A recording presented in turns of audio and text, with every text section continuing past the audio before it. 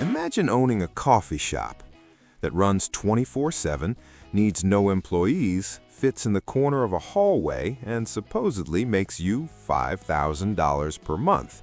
That's what viral videos are claiming about high-tech coffee vending machines. But after digging through Reddit threads, YouTube comments, and hearing from operators with decades in the vending business, the numbers start falling apart. Today, we're breaking down the real math, the hidden costs, what operators actually say, and whether this is passive income or just another machine that ends up in your garage. Let's get into it. Here's the typical pitch. Machine cost $3,000 to $10,000. It grinds fresh beans, froths milk, serves lattes, cappuccinos, espresso. Place it in a high-traffic area. Sell 100 cups per day at $2.50.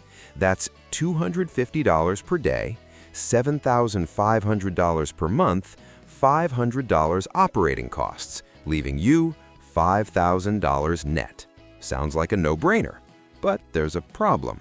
That math only works in a vacuum, and businesses don't operate in a vacuum. When you look at actual operator discussions, the tone changes fast.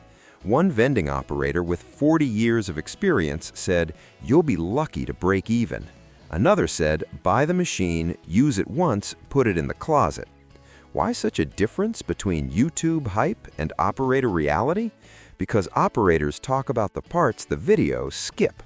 Let's break those down.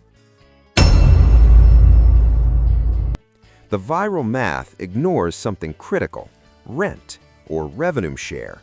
Most prime locations require 20 to 40% commission on sales.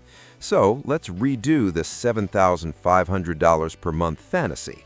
$7,500 times 30% is $2,250 gone instantly. Now you're at $5,225. Then subtract ingredients, then subtract maintenance, then subtract electricity.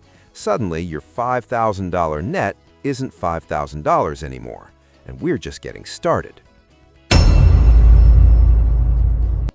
Where did 100 cups come from? Is that 100 per hour? 100 during peak? 100 in 24 hours?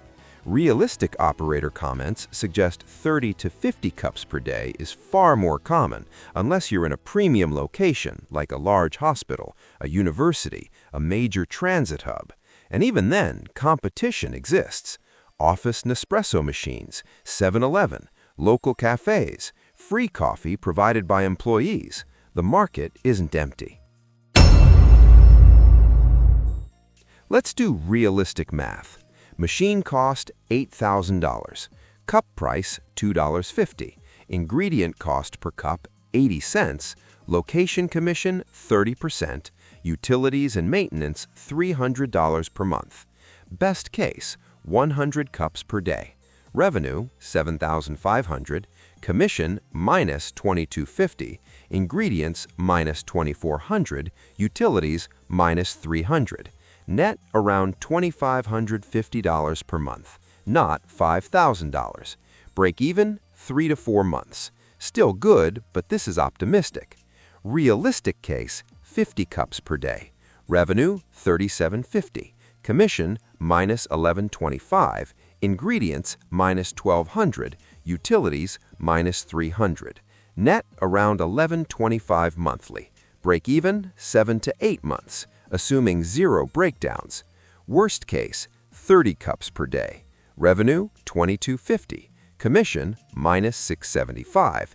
Ingredients, minus $720. Utilities, minus $300. Net around $555 monthly. Break even, 14 to 16 months. Add one major repair, now you're looking at 18 to 24 months. That's not passive income, that's a small job. This one surprised me. Multiple Reddit users described fresh ground vending coffee as bitter sludge, absolute trash. Even machines grinding beans fresh. Why? Cheap beans, fast extraction, poor calibration, powdered creamer, water quality issues, inconsistent cleaning. One comment said, "A $20 drip machine tastes better." If your product isn't great, customers don't return. No repeat customers equals unstable revenue.